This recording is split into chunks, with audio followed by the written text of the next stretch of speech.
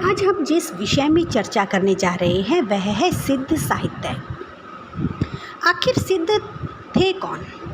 सिद्ध मुख्यतः ब्रज यानी थे, जो कि बौद्ध धर्म की एक शाखा थी। ईसा की आरंभिक सदी में बौद्ध धर्म का विभाजन दो भागों में हो गया था, जो कि थे हीनयान और महायान। एक तो हीनयान थे, जो पारंपरिक रूप में बौद्ध सिद्धांतों को अपनाते थे, और दूसरी ओर महायान थे, जिन्होंने कुछ मौलिक परिवर्तन कर अपने खुद के पंथ का आधार तैयार किया था। अर्थात महायान लोक निर्माण के समर्थक थे। इस महायान से एक नवीन संप्रदाय का उदय हुआ। इस नवीन संप्रदाय ने इंद्रजालिक शक्तियों को प्राप्त करना अपना उद्देश्य बनाया। इस शक्ति को वे ब्रज कहते थे। बौद्ध धर्म ने इस नए संप्रदाय का नाम ब्रजयान रखा, जो आगे चलकर सिद्धों के नाम से जाना जाने लगा। मंत्र द्वारा सिद्धि प्राप्त करने की इच्छा करने वाले योगी ही सिद्ध कहलाए। इस संप्रदाय में 84 सिद्धों की सूची उपलब्ध है। इनका समयकाल 797 से लेकर 1257 तक माना जाता है। इस संप्रदाय का प्रसार देश के पूर्वी भागों में, जैसे कि असम, बिहार, बंगाल, नेपाल में ज़्यादा हुआ था। सिद्ध साहित्य 3 भागों में विभाजित किया गया है। पहला तो है नीति और आचार से संबंधित साहित्य, और दूसरा है उपदेशात्मक साहित्य, और तीसरा है रहस्यवादी साहित्य। अब हम इसकी विशेषताओं के बारे में चर्चा करेंगे। इसकी पहली विशेषता है कि साधन पद्धति में शिव शक्ति के युगल रूप की उपासना की गई है। अर्थात ये शिव तथा शिव के नरेश्वर रूप दोनों को ही महत्व देते थे। ये शिव के बहुत बड़े भगत कहे गए हैं। और इसकी जो दूसरी विशेषता कही गई है वह है कि इस साहित्य में जाति प्रथा तथा वर्ण भेद व्यवस्था का विरोध किया गया है। यह विरोध इसलिए किया गया था क्योंकि जो सिद्ध लोग थे वो ज़्यादातर निम्न जाति से संबंध रखते थे, और उनका मानना था कि अगर ईश्वर की प्राप्ति तभी संभव है जब जाति पाति का भेद नहीं रहेगा। अर्थात अगर हम लोग जाति पाति के भेद में ही उलझे रहेंगे तो हम ईश्वर की प्राप्ति नहीं कर सकते। इसकी अगली विशेषता है कि इस साहित्य में ब्राह्मण धर्म का खंडन किया गया है। अर्थात वो ब्राह्मण धर्म जो था वो नहीं मानते थे, और यह खंडन उन्होंने इसलिए किया था क्योंकि इनका मानना था कि ब्राह्मणों के द्वारा जो क्रियाक्रम किया जाता है उससे समाज प्रभावित होता है। अर्थात ब्राह्मण जो आडंबर पाखंड करते हैं या जो मंत्र तंत्र की जो विद्या का प्रयोग करते हैं उससे समाज प्रभावित होता है। एक सामान्य व्यक्ति के लिए यह सब कर पाना थोड़ा कठिन होता है, इसलिए उन्होंने ब्राह्मण धर्म का खंडन किया। अगली विशेषता जो बताई गई है वह है सिद्धों में पंचमकार की दृष्ट वृत्ति देखने को मिलती है। पंचमकार का अर्थ है मांस, मछली, मदिरा, मुद्रा और मैथुन। ये 5 मकार बताए गए हैं। आलोचक कहते हैं कि इन 5 मकारों के होते हुए ईश्वर की प्राप्ति कठिन है।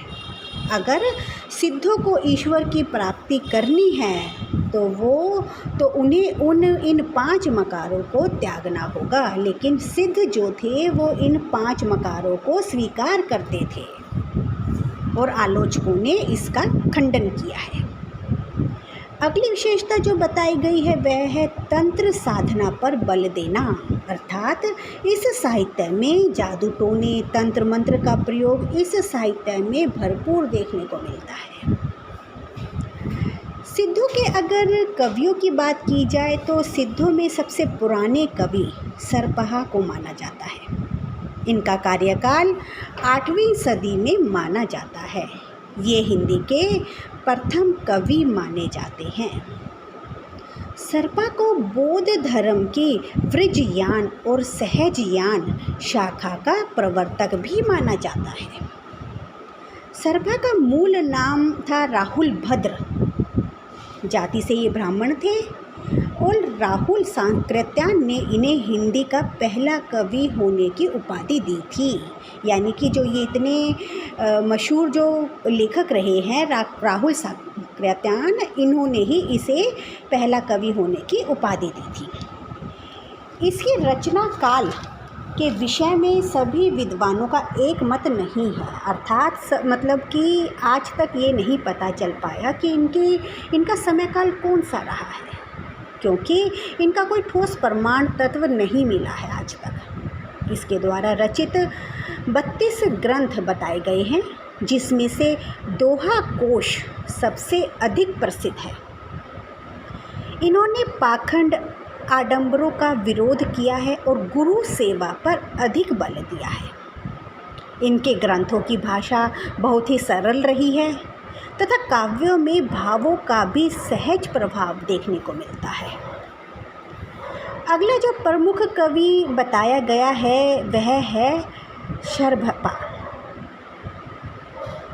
इनका जन्म क्षत्रिय कुल में 780 ईस्वी में माना जाता है।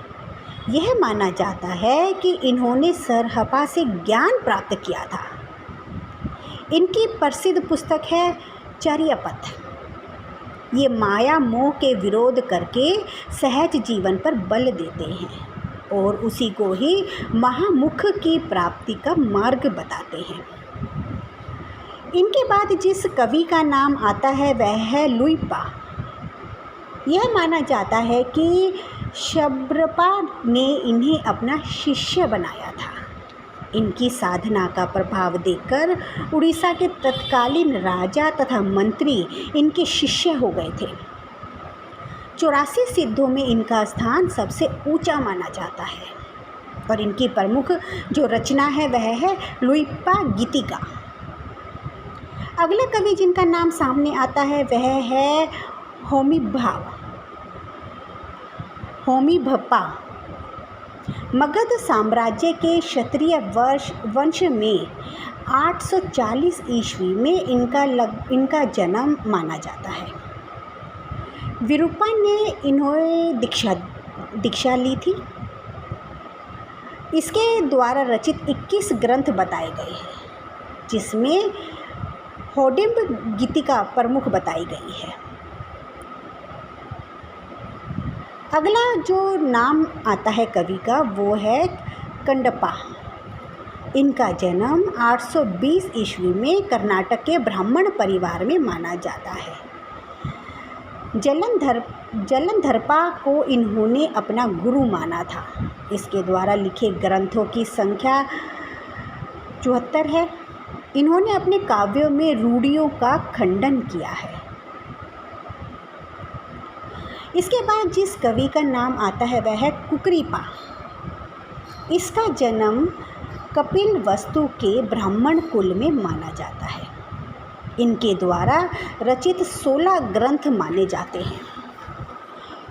इसके बाद कुछ विद्वानों का सिद्ध साहित्य के बारे में अलग अलग मत भी रहा है। आचार्य रामचंद्र शुक्ल सिद्धों की रचनाओं में हिंदी भाषा का प्रारंभ मानते हैं। वो मानते हैं कि सिद्धों की जो रचनाएं हैं उन्हीं से हिंदी भाषा का प्रारंभ हुआ है, परंतु वे इनकी रचनाओं को साहित्य में स्थान देने के पक्षधर नहीं हैं। उनका मानना है कि ये रचनाएं केवल सांप्रदायिक शिक्षा मात्र हैं, अतः वे शुद्ध साहित्य की कोटि में नहीं आ सकती। उन्होंने केवल यह माना है कि हिंदी भाषा का विकास सिद्धों की रचनाओं में ही दिखाई पड़ता है। मैं आशा करती हूँ कि आपको यह टॉपिक अच्छे से समझ आ गया होगा। धन्यवाद।